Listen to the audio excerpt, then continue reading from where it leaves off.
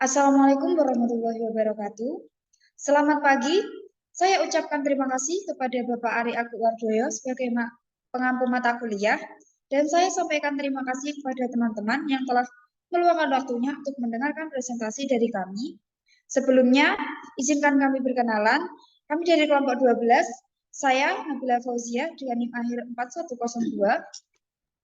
Saya Lovita Wijayana dengan NIM akhir 4101 sebagai pemateri. Saya Firdausya Nurul dengan NIM 41 sebagai materi. Nah, selanjutnya di sini kami akan menjelaskan apa yang dimaksud dengan anak berkebutuhan khusus dengan hambatan perilaku, emosi, serta sosial.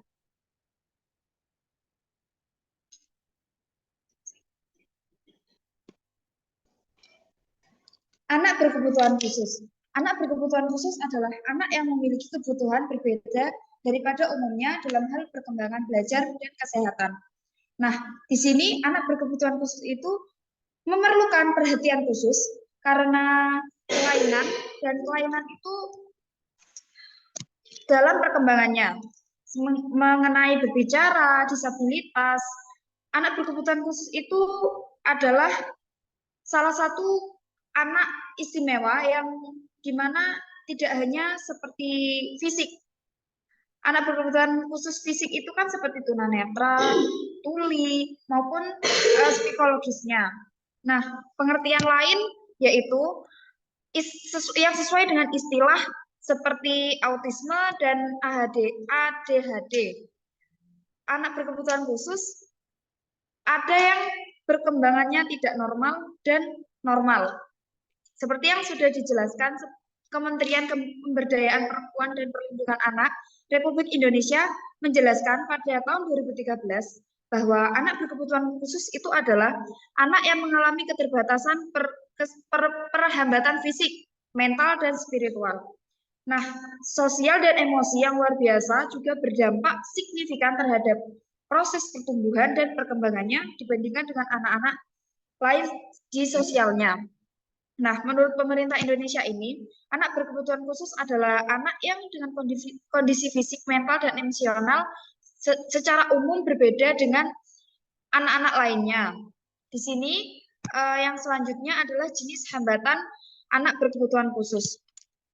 Nah, jenis hambatan anak berkebutuhan khusus itu ada 4. Yang pertama itu autism spectrum disorder atau biasa disebut dengan autisme.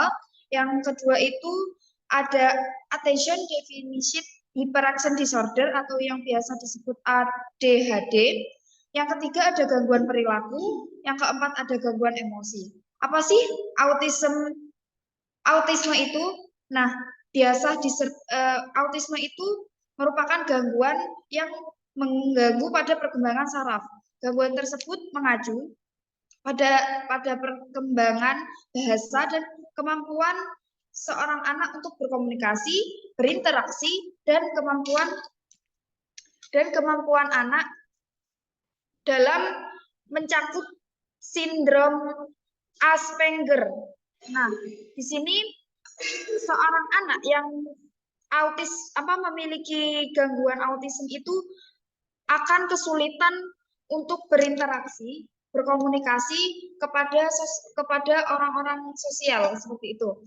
Nah, autisme ini juga memiliki karakteristik tambahan, yaitu di mana gangguan dalam kognisinya, perspektif sensorinya, motorik, efek atau moodnya, serta tingkah laku yang agresif dan impulsif, serta gangguan tidur dan makan. Itu menurut Halahah dan Kaufman pada 2006. Nah, beberapa faktor yang jadi pemicu autisme antara lain yaitu yang pertama ada jenis kelamin. Yang pertama itu ada jenis kelamin, yang kedua itu ada faktor keturunan dari orang tua, yang ketiga juga penularan skema di dalam kandungan ibu, yang keempat itu pengaruh gangguan lainnya seperti sindrom Down atau sindrom yang mempengaruhi umurnya di umur waktu di dalam kandungan. Yang kelima itu adalah kelahiran prematur. Nah, selanjutnya itu ada ADHD. Nah, ADHD ini adalah istilah medis untuk gangguan yang ditandai dengan perilaku impulsif dan hiperaktif. ADHD ini adalah ADHD ini menyerang anak-anak yang membuat anak-anak itu kesulitan atau memusatkan perhatiannya pada suatu hal dalam satu waktu tertentu. Nah, kondisi ini anak-anak akan memiliki gejala yang muncul bisa bertahap hingga remaja bahkan dewasa. Jadi ADHD ini jenisnya memiliki masalah pada instruksi penyelesaian tugas berhubungan dengan anak-anak lain ataupun duduk diam. Seperti itu. Nah, selanjutnya ADHD ini dikelompokkan menjadi 3 subtipe. Yang pertama itu ada hiperaktif impulsif, yang dimana dominan anak-anak ADHD ini umumnya memiliki masalah hiperaktif yang terjadi bersamaan dengan perilaku impulsif. Yang kedua ada dominasi intensif, di mana orang dengan gangguan ADHD ini ditandai dengan kesulitan memberikan perhatian penuh pada suatu hal dalam satu waktu. Nah, anak dengan kondisi ini cenderung tidak memiliki perhatian yang baik. Yang ketiga itu ada kombinasi hiperaktif impulsif dan kurangnya perhatian. Di sini anak itu memiliki dalam 3 tipe ini anak itu bisa memiliki gangguan ADHD ini dalam satu waktu tertentu. Yang selanjutnya itu ada gangguan perilaku. Gangguan perilaku di sini dapat dikelompokkan menjadi 3 bagian. Yang pertama, anak dengan perilaku tidak pantas mengacu pada tipe anak yang menentang otoritas. Yang kedua, anak yang cemas akan menarik diri seperti pemalu, takut, suka menyendiri, sensitif, dan penuh serta tekanan. Yang ketiga itu anak yang residen secara sosial memiliki karakteristik perilaku yang sama dengan gangguan perilaku bersosialisasi dengan kelompok atau suatu geng tertentu. Yang keempat itu ada gangguan emosi. Gangguan emosi di sini anak itu tidak mudah menahan emosinya. Ada hal yang mengganggunya sedikit dia akan langsung emosi. Itu adalah salah satu jenis hambatan dalam anak berkebutuhan khusus. Seperti itu. Terima kasih. Selanjutnya akan disampaikan oleh rekan saya.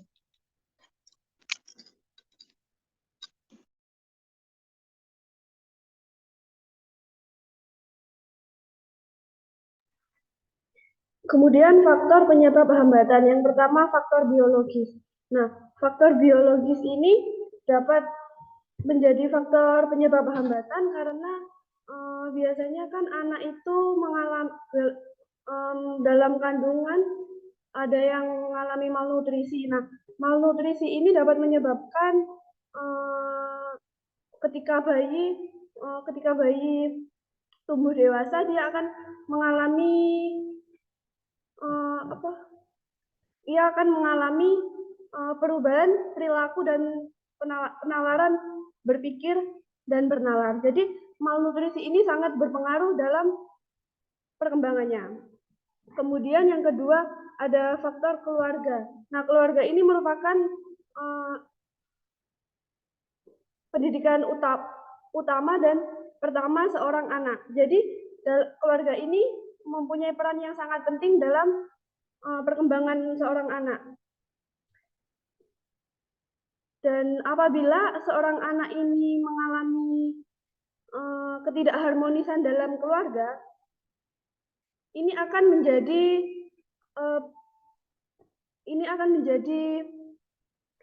menyebabkan gangguan emosi dan perilaku pada anak. Apalagi ada anak yang mengalami kekerasan yang berlebihan, itu akan menyebabkan trauma pada anak. Trauma itu akan membuat anak menjadi terganggu dalam emosi dan perilaku itu. Kemudian faktor penyebab dari masyarakat, lingkungan masyarakat. Masyarakat ini merupakan lingkungan ketiga setelah sekolah. Nah, dalam lingkungan masyarakat ini kenapa dapat menjadi faktor penyebab hambatan? Karena dalam masyarakat ini kan biasanya ada beberapa masyarakat yang toksik. Nah, apalagi seorang anak itu kan biasanya sering menirukan apa yang ia lihat. Nah, dalam masyarakat itu kan biasanya ada yang toksik itu dapat menyebabkan gangguan pada anak. Kemudian sekolah. Nah, sekolah ini merupakan faktor kedua setelah sekolah ini merupakan faktor pendidikan kedua setelah keluarga. Nah, di dalam sekolah ini, sekolah tidak hanya membekali anak itu hanya dengan pendidikan ilmu pengetahuan, akan tetapi harus juga membekali anak dengan membimbing anak dengan kepribadiannya. Nah, faktor penyebab hambatan gangguan perilaku ini yang terjadi di sekolah itu biasanya faktor negatif dari guru. Biasanya kan ada tuh guru yang marah-marah, yang tidak adil dalam pengajarannya, itu bisa menyebabkan gangguan emosi dan perilaku pada anak. Untuk pemaparan selanjutnya akan dijelaskan oleh rekan saya.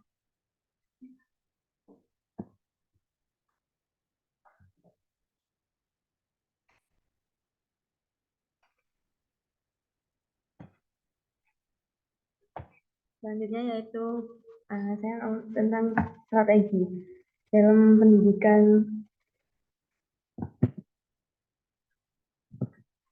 Nah, dalam pelayanan pendidikan untuk anak berkebutuhan khusus ini dibagi menjadi beberapa, yaitu yang pertama layanan pendidikan terpadu atau terintegrasi. Dalam pelayanan pendidikan terpadu dan integrasi ini ialah sistem pendidikan yang memberikan suatu kesempatan kepada anak dengan berkebutuhan khusus yang dengan hambatan gangguan emosi dan perilaku untuk belajar bersama-sama dengan anak biasa atau normal di sekolah umumnya. Pendidikan terintegrasi atau terpadu ini adalah pendekatan yang mempromosikan pendidikan inklusif dan menyatukan siswa dengan kebutuhan khusus dan siswa tanpa kebutuhan khusus dalam kelas yang sama.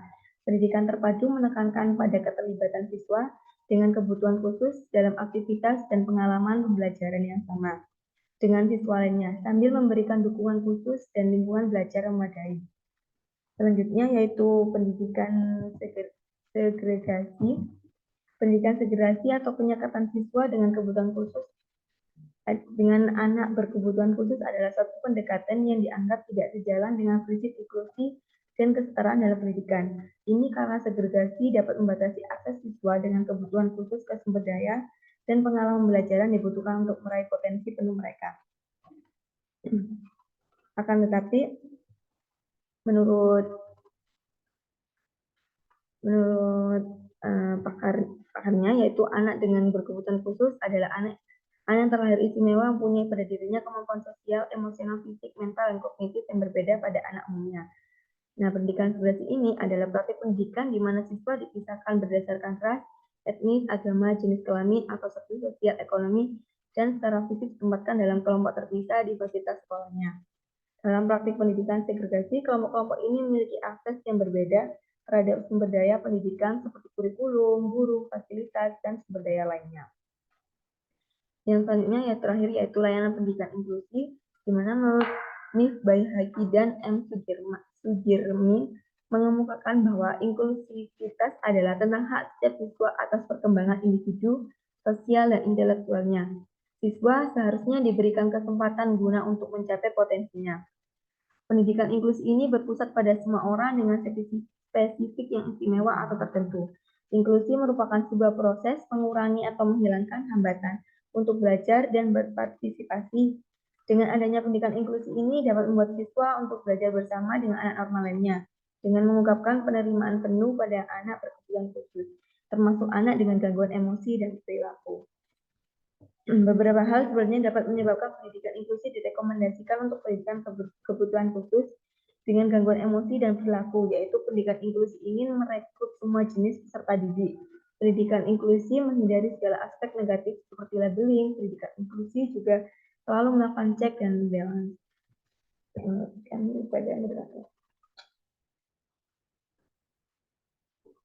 Nah, di sini saya akan menarik kesimpulan dari materi yang telah kami sampaikan.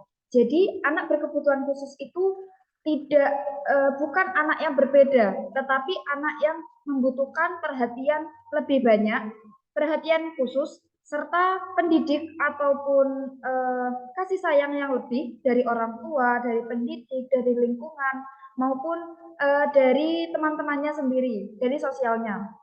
Nah, dari beberapa materi yang kami sampaikan, ada juga beberapa jenis hambatan dan juga faktor-faktor yang mempengaruhi anak-anak itu membutuhkan kebutuhan anak-anak memiliki kebutuhan khusus seperti faktor keluarga, faktor pendidikan, faktor dalam kandungan.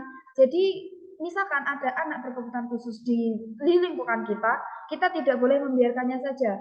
Sekarang sudah banyak sekali sekolah-sekolah khusus untuk anak-anak berkebutuhan khusus. Jadi anak berkebutuhan khusus juga wajib, juga harus untuk mendapatkan pendidikan yang layak dan juga pendidikan yang setara dengan apa yang mereka butuhkan.